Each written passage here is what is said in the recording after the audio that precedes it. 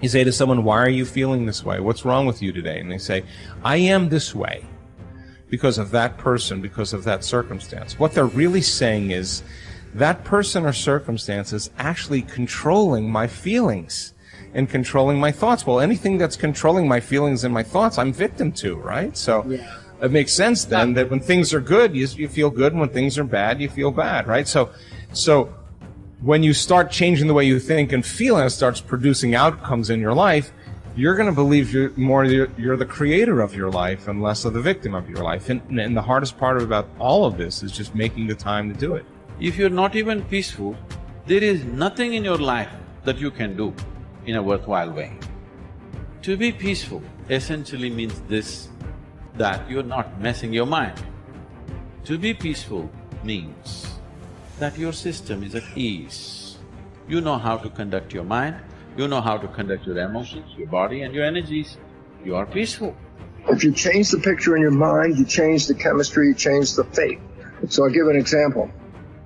If I have a picture of love in my mind, the brain releases complementary chemistry, dopamine, pleasure, oxytocin, bond with your loved one, growth hormone, which does exactly what it says. It enhances your growth, and that's why when people fall in love, the chemistry of the brain going into the blood, the culture medium, enhances vitality. People glow when they fall in love. People are healthy when they fall in love. That's just not an accident. It's the chemistry of your culture medium.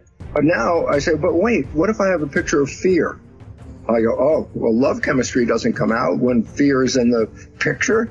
The brain releases stress hormones and factors that affect the immune system and growth of the system. And I go, oh my goodness. I say, why is it relevant? Changing my thought changes my chemistry. The chemistry adjusts my biology.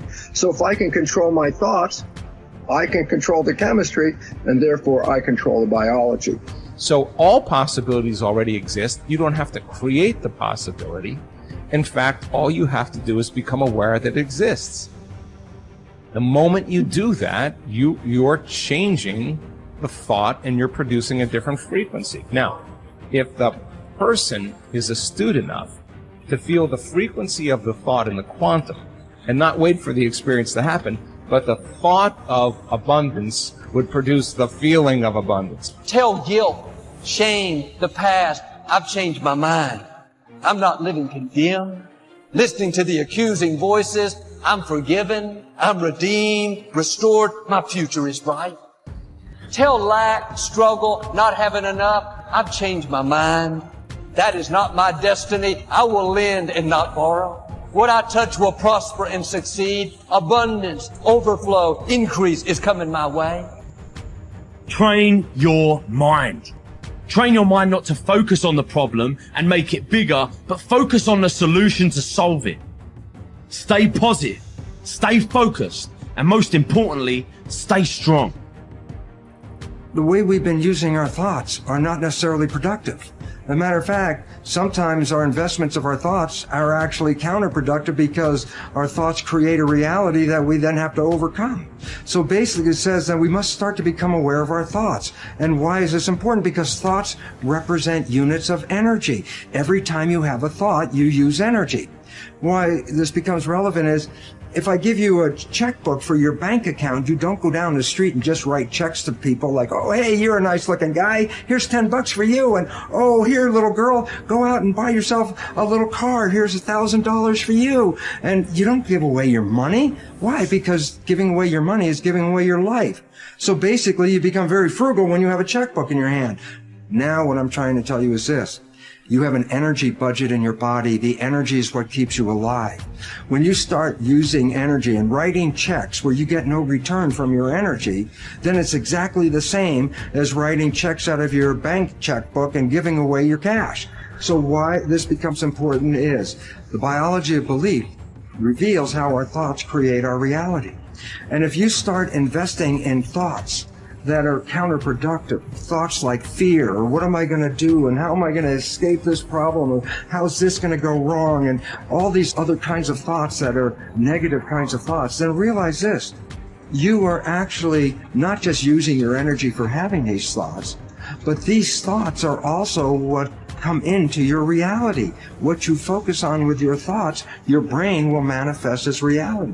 James from Harvard said, believe and your belief will create the fact. All things are possible if you believe. Well, you know, I studied for a long time. I started to study this book, Think and Grow Rich.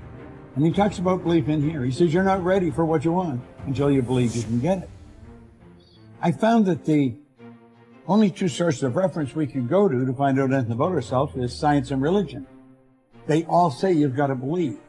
So I got figuring out, how do you believe? How do you change a belief?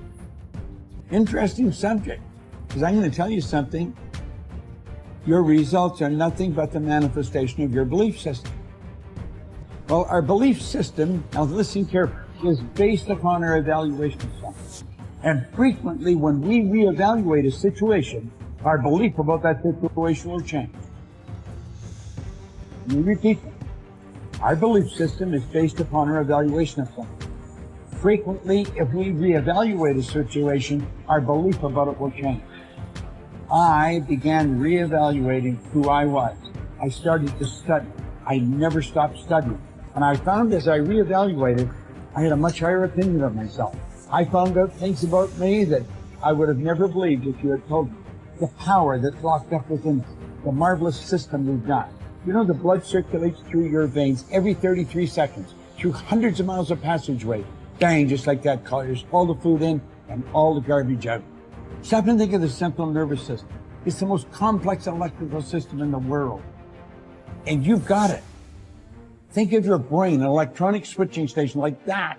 You can change the vibration of yourself and everything around you. You have awesome powers. And it's all based on what you believe about you. Nothing is so embarrassing as watching someone do something that you said could not be done. People who embrace possibility thinking are capable of accomplishing tasks that seem impossible because they believe in solutions. When you believe you can do something difficult and you succeed, many doors open for you. Big thinkers are specialists in creating positive, forward-looking, optimistic pictures in their own minds and in the minds of others. If you embrace possibility thinking, your dreams will go from molehill to mountain size, and because you believe in possibilities, you put yourself in position to achieve them. The winners in life think constantly in terms of I can, I will, and I am. Losers, on the other hand, concentrate their waking thoughts on what they should have done or what they don't do. If you believe you can't do something, then it doesn't matter how hard you try, because you've already lost. If you believe you can do something, you have already won much of the battle. First step in becoming a possibility thinker is to stop yourself from searching for and dwelling on what's wrong with any given situation. Sports psychologist Bob Rotella recounts, I tell people, if you don't want to get into positive thinking, that's okay. Just eliminate all the negative thoughts from your mind. Whatever's left will be fine. If possibility thinking is new to you, you're going to have to give yourself a lot of coaching to eliminate some of the negative self-talk you may hear in your head. When you automatically start listing all the things that can go wrong, or all the reasons something can't be done, stop yourself and say, don't go there. Then ask what's right about this. That will help to get you started. And if negativity is a really big problem for you, and pessimistic things come out of your mouth before you've even thought them through, you may need to enlist the aid of a friend or family member to alert you every time you utter negative ideas. One of the best ways to cultivate a possibility mindset is to prompt yourself to dream one size bigger than you normally do. Let's face it, most people dream too small.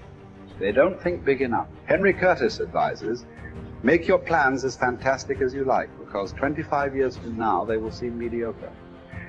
Make your plans 10 times as great as you first planned, and 25 years from now you will wonder why you did not make them 50 times as great. If you push yourself to dream more expansively, to imagine your organization one size bigger, to make your goals at least a step beyond what makes you comfortable, you will be forced to grow. And it will set you up to believe in greater possibilities. Most people want their lives to be fulfilled, yet they value peace and stability at the same time. People often forget that you can't improve and still stay the same. Growth means change. Change requires challenging the status quo. If you want greater possibilities, you can't settle for what you have now. When you become a possibility thinker, you will face many people who will want you to give up your dreams and embrace the status quo. Achievers refuse to accept the status quo.